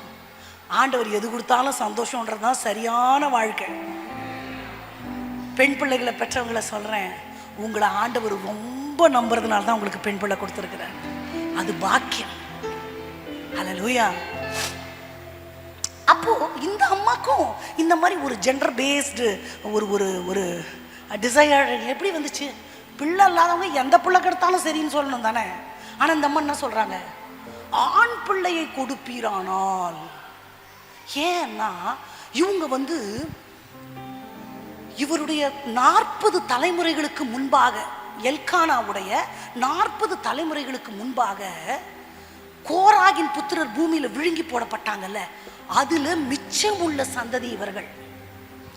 நீங்க இனி ஆசாரிய ஊழியம் செய்யவே கூடாதுன்னு ஆண்டவரால சபிக்கப்பட்டு நிறுத்தி வைக்கப்பட்ட சந்ததியில வந்தவள் இந்த அன்னாள். எல்கானா ஆசாரிய ஊழியம் செய்ய முடியாது, பலிபீடத்துக்கு போக முடியாது, பலி செலுத்த முடியாது, மகா பரிசுத்த ஸ்தலத்துக்கு போனா என்னெல்லாம் செய்வாங்க, எதையுமே செய்ய முடியாது. ஒரு விசுவாசியா இருந்து பரலோகத்துக்கு போலாம். இந்த அம்மா மனசுல பொம்பளை பிள்ளை அன்னைக்கு ஆசாரிய ஊழியம் செய்ய முடியாது, ஒரு ஆண் பிள்ளைய பெற்றாதான் இழந்த இந்த அனந்த பாக்கியத்துல அவன் வருவான் அப்படிங்கிற ஒரு தரிசனம். ஏதோ பிள்ளை பெற்றேன், மலடின்ற பேரு போனா போதும், ஆடு மாடு தான் குட்டி போடுது, நானும் ஒரு குட்டி போடுறேன், அப்படி இல்லை. She has a vision. அந்த தரிசன ஜெபம் என்ன பண்ணுச்சு தெரியுமா? பெத்தாங்க பாரு ஒரு புள்ள, அவனுடைய பெயர் தான் முதல் பெயர் சபா மட்டும், நம்ம மேப்ல பார்த்தோம்னா காஷ்மீர் முதல் கன்னியாகுமரி வரை. அல்லேலூயா. அப்படி ஒரு பிள்ளையை பெற்றெடுக்கிறாங்க. பெற்றெடுத்து எத்தனை வயசுல கொண்டு போய் விட்டாங்க? பால் மறந்த பின்பு. யூத பெண்கள் 5 வயசு வரைக்கும் பால் கொடுப்பாங்க. 5 வயசுன்னு வச்சுக்கோங்க. 5 வயசு பிள்ளைக்கு என்ன தெரியும்? கொண்டு போய் ஆலயத்தில் விட்டாங்க, விட்டுட்டு வந்துட்டாங்க. இவங்களுக்கு மலடின்ற பேரு போனோம், தாய்மை அடையணும், எல்லாம் செகண்டரி. ஒரே ஒரு ஆசை, எப்படியாவது என் பையன் இந்த சபிக்கப்பட்ட சந்ததியிலிருந்து அவன் ஆசாரியன் ஆகணும்னு. இப்ப கற்பனை பண்ணுங்க, இவங்க ஆலயத்துக்குள்ள வரும் பொழுது நேரம் ஆண்டவர்கிட்ட போகாம ஏலிக்கிட்ட போறாங்கன்னு வைங்க. எதுக்குமா ஜெபம் பண்ணோம்? எனக்கு ஒரு ஆம்பளை புள்ள. உனக்கு எதுக்கு இந்த காலம் போன கடைசியில் ஆம்பளை புள்ள? உனக்கு தான் சின்ன உன் தங்கச்சி அத்தனை புள்ள பெற்றிருக்காருல, அதை பிள்ளையா நினைச்சிட்டு வளர்த்துக்க வேண்டியதானே சொல்லியிருப்பாரா? இல்லை பாஸ்டர், அதுக்காக இல்லை பாஸ்டர், நீங்கள் கோச்சுக்காதீங்க, உங்களுக்கு தெரியும்ல நான் கோராகு சந்ததியை சேர்ந்தவனு, இது வரைக்கும் ஆசாரிய ஊழியம் நாங்கள் செய்யலை, இப்போ எனக்கு ஒரு பையன் பிறந்து அவன் அந்த ஊழியம் செஞ்சான்னா எனக்கு அந்த சாபம் நீங்கும்ல. இவருக்கு சரித்திரம் தெரியும். ஆண்டவருக்கு விரோதமாவா பேசுற நீ? அப்பால உங்களெல்லாம் ஆண்டவர் ஒதுக்கி வச்சிருக்கிறாரு, நீங்க எந்த ஜென்மத்திலையும் ஆசாரிய ஊழியம் செய்ய முடியாது, இப்படி நான் ஜெபம் பண்ண மாட்டேன்னு சொல்லி அனுப்பியிருப்பாரு. இந்த அம்மா போவே இல்லை, நேரம் ஆண்டவர்கிட்ட போயிட்டாங்க. பாஸ்டர் வந்து குடிச்சிருக்கியான்னு கேட்கிறாரு. இல்லை என் ஆண்டவனே, நான் மனக்லேசமுள்ள ஸ்திரீ, நான் ஆண்டவர்கிட்ட விண்ணப்பம் பண்ணினேன். என்ன விண்ணப்பம்னே கேட்கல. ஏலி என்ன சொல்றாரு? ஜெபத்தின்படி உனக்கு ஆக கடவுது. என்ன ஜெபம் தெரிஞ்சிருந்தா அந்த வார்த்தையை சொல்லியிருப்பாரா? சொல்லியிருக்க மாட்டேன். புரியுதா உங்களுக்கு? சொல்ல வேண்டியவரிடத்துல சொல்ல வேண்டியதை மட்டும் சொன்னாங்க, மற்ற எல்லார்கிட்டையும் மேடம் எடிட் பண்ணிட்டாங்க சூப்பரா. ஏன் தெரியுமா? அவளுடைய தரிசனம் அவளுக்கும் ஆண்டவருக்கும் ஆனது. அந்த தரிசனத்துல she doesn't want to include any human being. That is the real Christian relationship between God and man. ஆண்கள் கூட பரவாயில்ல, பெண்களை கேட்கிறேன், எனக்கும் ஆண்டவருக்கும் மட்டும் ரகசியம் இருக்குன்னு உங்களால சொல்ல முடியுமா? டமார்டி எவரிவர டமர டமர நோ, எனக்கும் ஆண்டவருக்கும் மட்டும் ரகசியம் இருக்கணும். அதுதான் நான் ஆண்டவர் கொடுக்கிற முதலிடம். யாரை பார்த்தாலும் உளறி கொட்டக்கூடாது. மரியாள் தன் இருதயத்துல வைத்தாள், எனக்காக அப்பா நியமித்த இந்த பாதையிலே நான், எனக்காக அப்பா நியமித்த இந்த பாதையிலே நான் ஓடுகிறேன். ஆமாவா? எனக்கும் ஆண்டவருக்கும் ஒரு பாதை. சரி, ரைட். இவருக்கும் தெரியாது என்ன நோக்கத்துக்காக பெத்த பிள்ளைய கொண்டாந்து இந்த அம்மா இங்கே விட்டுட்டான்னு. ஏலிக்கு அந்த தரிசனம் தெரியாது. கணவர்கிட்ட சொல்லிட்டு இந்த அம்மாவுக்கு ஒரே நோக்கம், பொண்ணா பிறந்தா கண்டிப்பாக ஆசாரிய ஊழியம் செய்ய முடியாது, பையன் கேட்ட மாதிரியே பையன் கிடச்சிச்சு, எல்லாம் சோறு ஊட்டணும், கையை பிடிச்சி நடக்கணும், எந்த ஆசையும் இல்லை, ஒரே ஒரு தரிசனத்துக்காக பிள்ளைய கொண்டாந்து விட்டாங்க. அது சரி, இந்த அம்மாவுக்கு தான் புள்ள ஆசாரியன் ஆகணும். எத்தனை வயசுலையே? 5 வயசுலயே. எல்லாரும் ஒத்துக்குவாங்களா? நாம ஒத்துப்போமா? குட்டி பையன் வந்து பிரசங்கம் பண்ணா, ஐய குட்டி தம்பி சமத்து அழகா இருக்கிற, அவ்வளவுதான் சொல்லுவோம். ஆமாவா? இவன் சிறு பிள்ளையா இருக்கும் பொழுது ஆசாரியனாக அங்கீகரிக்கப்பட்டது எப்படி? ஆசரிப்பு கூடாரத்தை பத்தி உங்களுக்கு சொல்லிட்டேன், திரைச்சீலையை பத்தி உங்களுக்கு சொல்லிட்டேன். அவ்வளவு கெட்டி திரைச்சீலை, அது உள்ள என்ன இருக்கு யாருக்குமே தெரியாது. எல்லாரும் பேசிப்பாங்க, சமூக தப்பம் இருக்குமாமா, விளக்கு இருக்குமாமா, கோல் இருக்கும், வேறு இருக்காது, ஆனா துளுத்து இருக்குமாமா, உடன்படிக்கை பெட்டி இருக்குமாமா, அப்படியே தங்கத்துல செஞ்சிருக்குமாமா, மேல கேருபீன் அப்படியே ரெக்கைய மூடிக்கிட்டு இருக்குமாமா, அப்படி ஜொலிக்குமாமா. அப்படியா? இப்படி தொட்டா செத்து போயிருவோமா? அப்புறம் எப்படி தூக்குறது? இங்க ஒரு வளையம், இங்க ஒரு வளையம், இங்க ஒரு வளையம், 4 வளையம். அதுக்குள்ள ஒரு கம்பிய கட்டைய பாய்த்து அந்த கட்டைய தோல்ல வைத்து இப்படி கூட கைப்படாம தூக்கிட்டு போவாங்களாம். தொட்டா என்னாகும்? தொட்டா மறுகையா செத்து போக வேண்டியதுதான். ஆமா, these are all curious things about the place of holy. குட்டி பிள்ளைங்க எப்பவுமே ரொம்ப கியூரியஸ் கேட்டா இருப்பாங்க. நீங்க பார்த்துருக்கீங்களா? எதை செய்யாதன்றமோ அதைத்தான் செய்வாங்க, எங்க போகாதன்றமோ அங்கத்தான் போவாங்க. இந்த மாதிரி கியூரியஸான விஷயம்னா ரொம்ப காது ஷார்ப் ஆயிடும். நல்லா கதை கேட்டிருப்பாரு. யாரு? சாமுவேல். பண்டிகை நாள் வந்துருச்சு. அதே மாதிரி பிரகாரம் எல்லாம் பரிசுத்த ஸ்தலம் எல்லாரும் இருக்கிறாங்க. இவர் எங்க தான் படுக்க முடியும்? பிரகாரத்துல தான் படுக்க முடியும். எல்லாரும் படுத்தாச்சு. ஏலி தாத்தா பக்கத்துல டவுசர் போட்டுன்னு குட்டியா சாமுவேலு. இந்த கியூரியஸ் கேட்டுக்கு தூக்கம் வரல. அது உள்ள என்ன இருக்கும்? எப்படியாச்சு எட்டி நண்டு மாதிரி ஊந்து அப்படியே சின்ன உருவம்ல, அப்படியே அந்த திரைச்சியில இருந்த கேப்ல பூந்து புழு மாதிரி உள்ள போயிடுச்சு. அந்த தாயினுடைய ஜெபம் ஏற்கனவே அவனை பிரதான ஆசாரியனுடைய ஸ்தலத்துக்கு அபிஷேகம் பண்ணப்பட்டது நிமித்தம், பாவமறியாத பரிசுத்த வாழ்க்கை வாழ்ந்தது நிமித்தம் அவன் அங்க சாகல. ஒவ்வொன்னையா தொட்டு தொட்டு தொட்டு தொட்டு, ஓ யாருமே போக முடியாது, நான் எப்படி இதுக்குள்ள போனேன்? எல்லாத்தையும் பார்க்கறான். பசி தாங்க முடியாம பண்ணுக்குன்னு பிச்சு தின்னானோ தெரியல, குட்டி பையன்ல. everything was going on and on and on. விடிஞ்சே போச்சு. நான் நடந்ததை என்னோட கற்பனையில சொல்றேன், ஆனா இதுதான் நடந்தது. நான் கற்பனையா அப்படி சொல்றேன். விடிஞ்சு ஏலி தாத்தா திரும்பி பார்த்தா குட்டி பையனை காணோம். டேய் வாண்டு, எங்கடா போன? ஹீரோ என்ட்ரி கொடுக்குற மாதிரி தலைவர் மகா பரிசுத்த ஸ்தலத்துல இருந்து இங்க இருக்கேன்னு வர்றாரு. அதுக்குள்ள போனா எல்லாரும் இவன் எப்படி சாகல? எல்லாருக்கும் புரிஞ்சிருச்சு, அவன் சிறு பிள்ளையா இருந்தாலும் தேவனால் அவன் அங்கீகரிக்கப்பட்டிருக்கிறான். அவன் தள்ளப்பட்ட சபிக்கப்பட்ட சந்ததியா இருந்தாலும் அவன் தெய்வத்தால ஏற்றுக்கொள்ளப்பட்டான். 40 தலைமுறை சாபங்களை உடைத்தெறிந்தது ஒரு தாயின் ஜெபம். சிறு பிள்ளை 30-40 வயது ஆகாம அவனை ஆண் மகனாவே மதிக்க மாட்டாங்க, ஆசாரிய ஊழியம் செய்ய முடியாது. சிறு பிள்ளையிலேயே அந்த ஜெபமும் தரிசனமும் எல்லாராலும் அவனை அங்கீகரிக்க வைத்தது. ஜெபத்தினுடைய பவர் என்னன்னு உங்களுக்கு தெரியுமா? முழங்காலுடைய பவர் தலைமுறை தலைமுறை சாபங்களை உடைத்தெறியத்தக்கதான வல்லமை. It has a dynamic power. தெரியுமா? ஆண்டவர்கிட்ட கேளுங்க, ஜெபிக்கிறது ஒரு வரமா. ரொம்ப நேரம் என்னால முழங்கால நிக்க முடியும்னா அது ஒரு வரப்பிரசாதம்.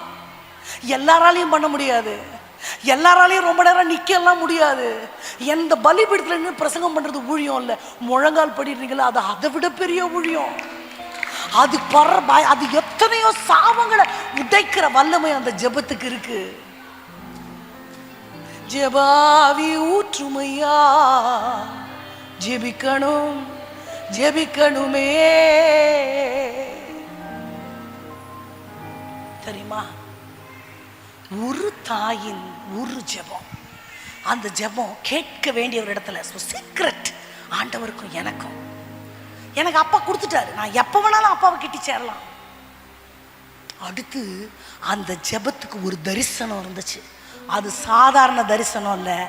40 ஆண்டுகள் தலைமுறை தலைமுறையாக கழுத்துக்கு மேலிருந்த நுகத்தடியை உடைத்து எரிகிறதான ஒரு வல்லமை பொருந்திய ஜெபம் எல்லாராலும் ஏற்றுக்கொள்ளப்பட்டது.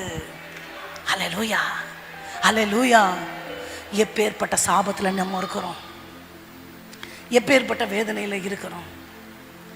காலங்காலமா எவ்வளவு வேணும் நிமிரக்கூடாத கூனியை போல தலை வணங்கி இருக்கிறதா? நுகத்தடி என்ன தெரியுமா? Do you know what is நுகத்தடி? கழுத்துக்கு மேலே இருக்கும். நிமிரணும்னு நினச்சா கூட நிமிர முடியாது. நிமிர்ந்து மேலே பார்க்கலாம்னு நினச்சா பார்க்க முடியாது. கூனி கூனி கூனி நாளடைவில் குனிஞ்சு போயிடும். சிலுவை சுமக்கிற அனுபவம் தெரியுமா உங்களுக்கு? இயேசுவனுடைய சிலுவையை ஒருத்தர் சுமந்தாருன்னு சொன்னனே, யார் அவரு? சிரேனே ஊர் சீமோன். அவரை பற்றி எவ்வளோ சீக்கிரம் சொல்ல முடியுமோ சொல்லிட்டு நான் ஜெபிக்க போகிறேன். சிரேனே ஊர் சீமோன் சிலுவையை சுமக்கும்படி பலவந்தம் பண்ணினார்கள். என்னவா? அவர் ஆசையெல்லாம் சுமக்கலை. அவருடைய ஹிஸ்டரி தெரியுமா? பிறப்பால ஒரு யூதன். அவங்க வந்து காலங்காலமாக போய் சிரேனேன்ற பட்டணத்தில் தங்கிட்டாங்க. ரொம்ப காலமாக அங்கே தங்கினதுனால அந்த ஊருக்காரங்க மாதிரி மாறிடுவாங்க. உங்களுக்கு தெரியுமா, நான் வந்து born and brought up Indian. 40 வயசு வரைக்கும் இங்கே ஊறிட்டேன். ஒரு கற்பனை பண்ணிக்கோங்க, திடீர்னு என்னை கொண்டு அமெரிக்காவில் போட்டாங்கன்னு வைங்க. 30 வருஷம் வந்து கழிச்சு இது பேரு சோறா, இது என்ன குழம்பு, உங்க பேரு மல்லிகாவா அப்படின்னு பேசுவோம். ஏன்? பல வருடங்கள் தாண்டும் பொழுது பாஷை மாறிடும். நம்மெல்லாம் இந்தியன்ஸ், இதுதான் நம்ம கலர், ப்ரௌன் கலர், அழகான கலர். நமக்கு அடிக்கிற வெயிலுக்கு நம்ம உடம்பு மெலனினை சுரக்கிறதுனால இந்த கலர், அதை யூவி ப்ரொடெக்ட் பண்ணுறதுக்கு ஆண்டவர் கொடுத்த கலர். வெளி தேசத்துக்கு போயிட்டோம்னா அந்த கால சீதோஷணத்துக்கு அவ்வளோ மெலனின் தேவைப்படாது. அப்போ பாடி தானாக ப்ரொடியூஸ் பண்ணாது. அப்போ காலப்போக்கில் நம்ம கொஞ்சம் கலர் ஆயிடுவோம். அதில் நிறைய பேருக்கு கண்ணில் லைட் எரியுது. நமக்கு எப்போ இருக்கிறத விட்டு பறக்கிறதுக்கு தானே ஆசைப்படுவோம். ஆண்டவர் மட்டும் நம்மளை பார்த்து நீ எந்த கலர் நீ பிறக்கணும்னா அமெரிக்கன் மாதிரி நீ எல்லாரும் கேட்டிருப்போம். அதுதானே நம்ம புத்தி. அப்போ பிறப்பு யூதர்கள் எப்படின்னா ரொம்ப அழகானவர்கள், நல்ல நிறம், நல்ல தோற்றம், மெலிந்த தேகம், ரொம்ப சர்வ லட்சணம் சொல்லுவாங்க இல்லையா. இந்த உலக அழகி போட்டியில் இருக்கிறவங்களுக்குலாம் சிமெட்ரிக்கல் ஃபேஸ் சொல்லுவாங்க. அப்புறம் சரீரம் வந்து 38, 24, 38 அந்த பெண்களுக்கு, அந்த மாதிரி ஆண்களுக்கும் இருக்குது. அவங்களுடைய தோள் பட்டைகள், அவங்களுடைய 6 பேக்ஸ் எல்லாம் சொல்கிறாங்கல்ல, அந்த மாதிரி இப்படித்தான் இருக்கணுன்ற அந்த அம்சமான சரீர அமைப்பும் முகத்தோற்றம் யூதர்களுக்கு ரொம்ப அழகாக இருக்கும். நமக்கு அந்தளவு இருக்காது. ஆப்பிரிக்கர்கள் நீங்கள் பார்த்துருப்பீங்க, எப்படின்னா ரொம்ப கருப்பாக இருப்பாங்க. மூக்கை விட வாய் கொஞ்சம் நீண்ட மாதிரி இருக்கும். அந்த முக அமைப்பு வந்து அவ்வளோ வசீகரமாக இருக்காது. யூத குலத்தை சேர்ந்த சீமோன் காலங்காலமாக போய் சவுத் ஆப்பிரிக்காவில் இருந்துட்டார். அப்போ எப்படி ஆயிட்டாரு? அவங்கள மாதிரி ஆயிட்டார். ஆமா தானே? அவங்க தாத்தா காலத்துலேருந்து அங்கே செட்டில் ஆயிட்டாங்க. அப்போ யூதனை போல இல்லாமல் ஹைட் அண்ட் வெயிட்டா, பருத்த தோள்களோட, பெரிய உருவமா, வாட்ட சாட்டமாக இருக்கிறார். அவர் எட்டி பார்க்குறாரு. ஹே, வாட்ஸ் கோயிங் ஆன்? யாரையோ அடிக்கிறாங்கப்பா. இயேசு கிறிஸ்துவை அடித்து சிலுவையில் எடுத்து கொண்டு போகிறாங்க. ஏறுகிறார், மலையில் ஏறி போகிறார். எப்படி? 150 கிலோ எடை கொண்ட சிலுவை தோளில். அந்த பிலாத்தும் கையை கழுவி ஆண்டவரை அனுப்புகிறார். சிலுவை சுமந்த ரூபம் கற்பனை பண்ணி பாருங்க. அடி வாங்கி ரத்தம் முதுகெல்லாம் விழுந்த நிலம் போல இரத்த கரைகளும் கிறிஸ்துவனுடைய சரீரத்தின் சதைகளும் அந்த சிலுவை மரத்தில் பட்டு இருக்குமா? அதை தொடுவோமா? நம்ம எட்டி பார்க்கிறாரு சீமோன். Nobody can identify Simon as a Jewish man. ஏன்னா பரம்பரையா ஆப்பிரிக்கால இருந்து ஆப்பிரிக்காக்கார மாதிரியே கலரும் தோற்றமும் உருவமும் வந்துருச்சு. இயேசு கிறிஸ்து 75 கிலோ எடையுள்ள 6 அடி உயரமுள்ள மனிதனாய் வாழ்ந்ததாக சரித்திரம். 6 அடி உயரம் மனுஷன் 75 கிலோனா ஒல்லியா இருந்திருப்பாரு. ஒல்லியான தேகம் கொண்ட மனுஷன் 75 கிலோ உடம்பு, அவரை மாதிரி 2 மடங்கு வெயிட்டை தோல்ல தூக்கிட்டு அசிங்கமான ரத்தம், அழகில்லாம டீசன்சி இல்லாம பரிதாபமா சுமந்து கொண்டு போகிறார். இதை வேடிக்கை யார் பார்த்து கொண்டு இருக்கிறார்? இப்போ இவரால் சுமக்க முடியல. உடனே இவரை விட ஒரு பெட்டர் பிசிக் தான் அதை சுமக்கணும்னு நினைக்கிறாங்க. இவரை விட கொஞ்சம் பலசாலி. சுத்தி முத்தி பார்த்தா அங்க வாட்ட சாட்டமா ஒருத்தர் நிக்கிறாரு. பலவந்தம் பண்ணினார்கள்னா எப்படி கூப்பிட்டுருப்பாங்க? தம்பி இங்க வா, அந்த சிலுவை நான்லாம் வரமாட்டேன், வாடா. கழுத்தை பிடிச்சு தள்ளி அந்த சிலுவையை அவன் மேல வச்சிருப்பாங்க. வச்சப்போ சீமோன் அவ்வளோ உயரமும் வாட்ட சாட்டமான தோள்களை கொண்டவரா இருந்தாலும் சிலுவையை தோல்ல வச்சா எவ்வளோ உயரமான உடம்பும் முன்னோக்கி குனியுது. இவன் திட்டி இருப்பான், நான் உடம்ப வளர்த்தது இதை சுமக்கிறதுக்கா, எங்க அம்மா இதுக்கா காலையில என்னை இட்லி சாப்பிட வச்சு அனுப்புச்சு, நான் பாட்டுக்கு போய் தொலைஞ்சிருப்பேன், எதுக்கு இங்க வேடிக்கை பார்க்க வந்தனோ, திட்டுன்னு திட்டி இருப்பான். திட்டி முடிச்சிட்டு சிலுவை எப்படி வச்சு குனிஞ்சா கண்ணுக்கு முன்னாடி கிறிஸ்துவனுடைய பாத சுவடுகள் தான் தெரியுது, பாதம் தான் தெரியுது. அடுத்து யாரை திட்டியிருப்பான்? ஆண்டவரை திட்டியிருப்பான். என்ன திட்டியிருப்பாரு? நீ என்ன பாவம் செஞ்சு தொலைஞ்சியோ, நீ சுமக்க வேண்டியதை நான் எதுக்கு சுமக்கணும், எனக்கு இது தேவையா, நீ பண்ண பாவத்துக்கு நீ சுமந்து தொலை, என்னோட பிரச்சனையை உன் பிரச்சனையை எதுக்கு என் தலையில வைக்கிற, நீ ஒரு சபிக்கப்பட்டன, உன் சாபத்தை என் தலை மேல வச்சியா, திட்டிக்கொண்டே இருந்திருப்பான். ஆண்டவருக்கு அதெல்லாம் பழகி போச்சு, ஏச்சு பேச்செல்லாம் பழகி போச்சு. உங்களுக்கு தெரியுமா, அதுக்கப்புறம் சிலுவை இறக்கின பிறகு ரட்சிக்கப்பட்டு திருப்பியும் சிரேனேவுக்கு போய் ரத்த சாட்சியாக மரிச்சிட்டார்.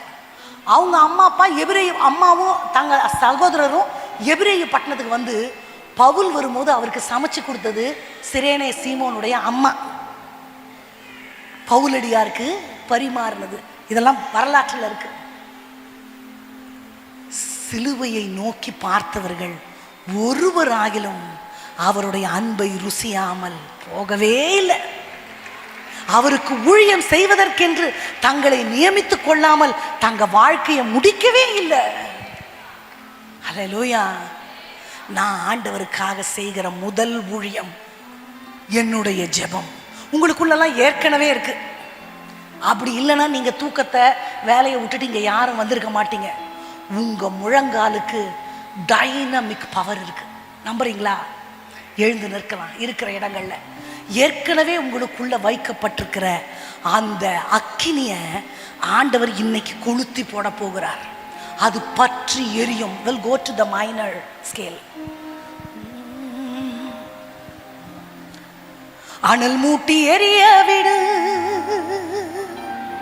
அயல் மொழியில் தினம் பேசு. இந்த பாடல் வரிகளை நான் பாட போறேன். இன்னும் 3 செகண்ட் தான் இருக்கு. அந்நிய பாஷையின் அடையாளத்தை பெற்றவங்க அந்நிய பாஷையில பேசிட்டே இருக்கணும். எல்லாருக்குள்ளையும் ஆண்டவர் ஒரு அபிஷேகத்தை வைத்திருக்கிறார். இன்றைக்கு அது ஒரு சின்ன ஸ்பார்க். ஆண்டவர் அதுல அபிஷேக எண்ணெயை ஊற்ற போறாரு. அது கொழுந்து விட்டு எரியணும். காட்டு தீ போல எனக்குள்ள ஒரு ஜெப ஆவி, ஒரு ஜெப மேகத்தை ஆண்டவர் ஊற்றணும். அது அவியாத அக்கினியாய் வருகை பரியந்தம் இல்லைனா மரண பரியந்தம் எனக்குள்ள கிரியை செய்யும்படி உங்களுக்காக நான் ஜெபிக்க போகிறேன். எல்லாரும் கண்களை மூடி பெற்றுக்கொள்வது போல கரத்தை, ஏதோ ஒன்று ஆண்டவர் கையிலேருந்து பெற்றுக்கொள்வது போல உங்க கரத்தை ஆண்டவர்கிட்ட வச்சுட்டு, அந்நிய பாஷை பெற்றவங்க என் கூட அந்நிய பாஷை பேசிட்டே இருக்கணும். மற்றவங்க எல்லாம் ஆண்டவரே என்னை அனல் மூட்டி எரிய பண்ணுங்க, நான் கொழுந்து விட்டு உமக்காக எரியணும். எல்லாரும் வாழ்ற வாழ்க்கைக்கு நான் அழைக்கப்படலப்பா. என்னுடைய முழங்கால், என்னுடைய ஜெபங்கள், it has a special power, it has a special anointing, it will break the curse, it will break the yoke. I believe. நான் நம்புறேன் ஆண்டவரே, எனக்கு நீங்க செய்வீங்க. ஆசைப்படுறவங்க எல்லாம் மற்றவர்கள் அந்நிய பாஷையில பேசலாமா? அனல் மூட்டி எரிய விடு, அயல் மொழியில் தினம் பேசு, அனல் மூட்டி எரிய விடு, அயல் மொழியில் தினம் பேசு. உனக்கு கிடைத்த இறைவனின் கொடையை கொழுந்து விட்டு எரிய செய் மகனே. உனக்கு கிடைத்த இறைவனின் கொடையை கொழுந்து விட்டு எரிய செய் மகளே. அந்நிய பாஷையிலே உனக்கு கிடைத்த இறைவனின் கொடையை கொழுந்து விட்டு ஒரு ஜெபாதி எல்லாரையும் மூடும்படி உனக்கு கிடைத்த இறைவனின் கொடையை கொழுந்து விட்டு எரிய செய் மகளே. காற்றாக மழையாக வருகிறார், பனித்துளி போல் காலை தோறும் ஓடுகிறார். காற்றாக மழையாக வருகிறார், பனித்துளி போல் காலை தோறும் ஓடுகிறார். வற்றாத நீரூற்றார் இதய கிணறிலே வாழ்நாளெல்லாம் ஊறி நிரப்புகிறார். வற்றாத நீரூற்றார் எல்லாரும் மேல ஒரு தேசாக்கினி, ஒரு எழுப்புதலினாக்கினி, ஒரு ஜெபாவி மூடும்படி அனல் மூட்டி எரிய விடு. அயல் மொழியில் தினம் பேசு, அனல் மூட்டி எரிய விடு. அந்நிய பாஷையில பேசிக்கொண்டே அந்த அக்கினிமயமான நாவுகளால் அடியாரை பட்சித்த அந்த ஆவியானவர் எங்கள் மேல இறங்க வேண்டும். ஒரு ஜெபாவியாளர் நிரப்ப வேண்டும், ஒரு விண்ணப்பத்தின் ஆவியாளர் நிரப்ப வேண்டும். எரேமியா மேலிருந்த அந்த கண்ணீரின் ஆவி, நதியளவு கண்ணீர் சிந்துகிற அந்த ஆவி எங்கள் மேல இறங்கட்டும், இறங்கட்டும், இறங்கட்டும், இறங்கட்டும். மேல் வீட்டவையில இறங்கின அந்த அபிஷேகம், வாக்கு கடங்காத பெருமூச்சுகளோடு விண்ணப்பம் செய்கிற அந்த ஆவியானுடைய அபிஷேகம், நுகத்தடிகளை முறிக்கிற அபிஷேகம், கட்டுகளை அவிழ்க்கிற அபிஷேகம், விடையல்களை நெகிழ்க்கிற அபிஷேகம், அந்தகார இருளில் இருந்து ஆச்சரியமான ஒளியின் இடத்திற்கு அபிதாவினுடைய புண்ணியங்களை அறிவிக்கிற அந்த அபிஷேகம், கட்டுக்களை முறிக்கிற அபிஷேகம், பாதாளத்தின் திறவுகோள்களை கைகளில் உடைய தெய்வத்தினுடைய ஆவியானவர் இறங்க வேண்டும், இறங்க வேண்டும், இறங்க வேண்டும். ஓரேதோ ஷேவரபலகதுரியாந்தரகலலபோ நேரலகதோனமௌரகதோஷே. ஹல்லேலூயா.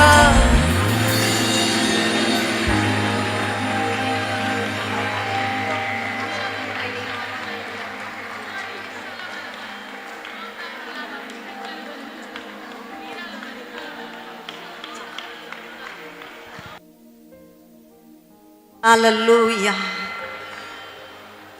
ஹல்லேலூயா, ஹல்லேலூயா. பரிசுத்த ஆவியானவர் நம் நடுவில் செய்கிற கிரியைகளுக்காக கரங்களை தட்டி ஆண்டவருக்கு நன்றி செலுத்துவோம். ஹல்லேலூயா. நம்ம ஒவ்வொருவரோடும் பேசி இருக்கிறார். எது அடிப்படையான தேவை, இன்றைக்கு நாம் எப்படி ஜெயிக்க வேண்டும், எப்படி அவரோடு இருக்க வேண்டும் நாம் கற்றுக்கொண்டோம். ஹல்லேலூயா. அநேகர் தேவையோடு ஜெபிக்கும்படி, குழந்தை இல்லாதவர்கள், வியாதி பிரச்சனையோடு இருக்கிறவர்கள், எங்களுக்காக ஜெபிப்பீங்களா சிஸ்டர், ஜெபிப்பாங்களா, நீங்கள் ஜெபிப்பீங்களான்னு கேட்டு வந்தீங்க. இந்த நேரத்தில் தேவையோடு வந்திருக்கிறவர்கள் மட்டும் நின்று கொள்ளுங்கள். சிஸ்டர் பியூலா பென்ஸ் உங்கள் யாவருக்காகவும் ஜெபிக்க போகிறாங்க. இந்த நேரத்தில் விசுவாசத்தோடு, இந்த நேரத்தில் ஜெபிக்கிற எல்லா விண்ணப்பங்களுக்கும் ஆண்டவர் பதிலை தரப்போகிறார். விசுவாசிக்கிறவர்கள் மட்டும். ஹல்லேலூயா. தேவையுள்ளவர்கள் மாத்திரம் நின்று கொள்ளலாம், மற்றவர்கள் அமர்ந்து கொள்ளலாம். உங்களுக்காக இது ஒரு விசேஷித்த ஜெபம். ஆண்டவரே, எங்க விண்ணப்பங்களுக்கு உமது கண்கள் திறக்கப்பட்டவைகளாய், உமது செவிகள் கவனிக்கிறவைகளாய், எங்க இருதயம் எங்களுக்காக உங்க இருதயம் துடிக்கிறவைகளாய் இருக்கிறபடினால உங்களை நோக்கி பார்க்கிறோம்ப்பா. தேவைகளோடு இருக்கிற பிள்ளைகளை ஒவ்வொருவருக்காக உங்க சமூகத்தில் வருகிறேன். சரீர சுகமாய் இருக்குமானால் ஒருவரையும் குணமாக்க கூடாதபடிக்கு தெய்வத்தினுடைய கரம் அப்பா ஆண்டவரே மடக்கப்படவில்லை, நீட்டப்பட்டிருக்கிறதப்பா. எங்க ஜெபங்களை கேட்க கூடாதபடி உமது செவிகள் மந்தமாக இல்லை. இப்பொழுது குணமாக்குகிற தெய்வத்தினுடைய பிரசன்னம் உச்சந்தலை முதல் உள்ளங்கால் வரை எல்லா வியாதிகளிலும் சர்வாங்க சுகத்தை கட்டளையிடுவதாக உமது வார்த்தை உரைக்கப்படுமானால் உலர்ந்த எலும்புகள் உயிரடையும் என்று நாங்கள் பார்க்கிறோம். மரித்த சரீரம் உயிரடையும் என்று நாங்கள் பார்க்கிறோம். இப்ப நாங்க ஜெபிக்கிற இந்த நிமிஷம் சர்வாங்க சுகம், மறுசிருஷ்டிப்பு இயேசுவின் அதிகாரமுள்ள நாமத்தில் உண்டாவதாக.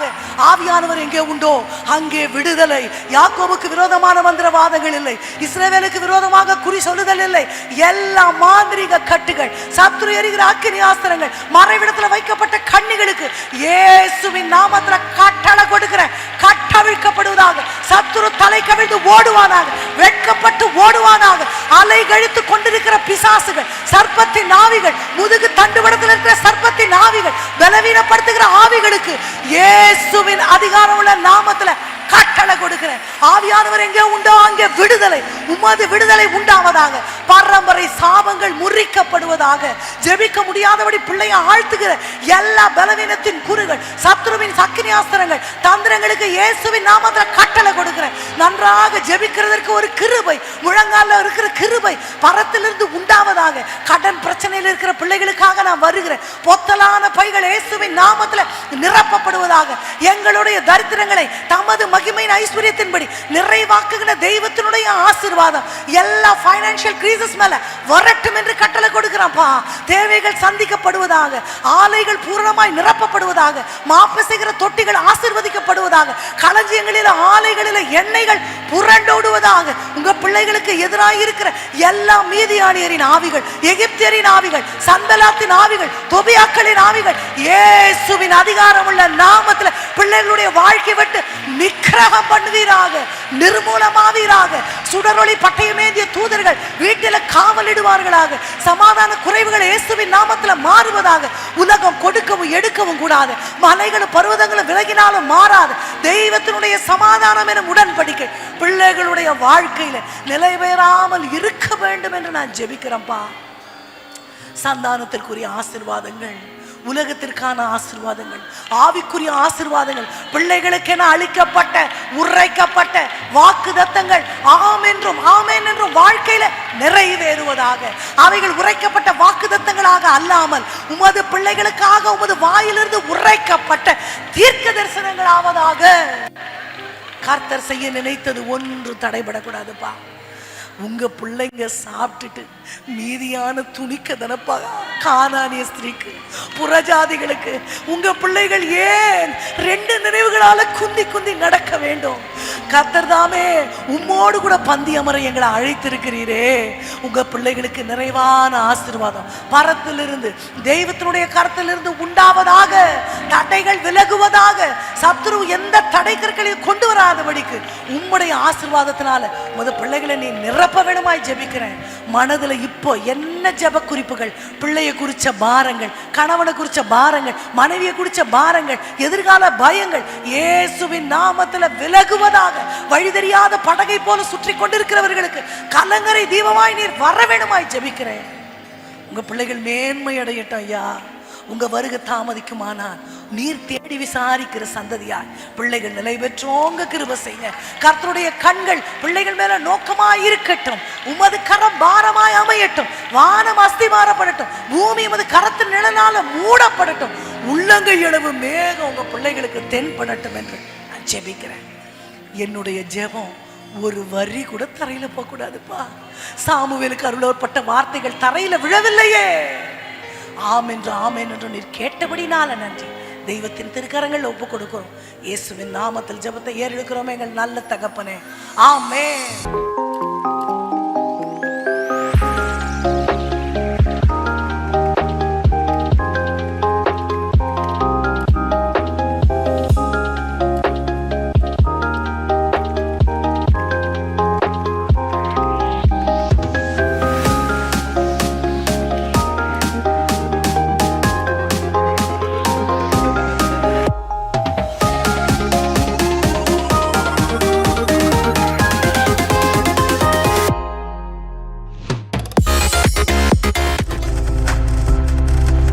நீங்கள் பார்த்து கொண்டிருப்பது உங்கள் ஜாய் டிவி. உங்கள் துக்கம் சந்தோஷமாய் மாறும்.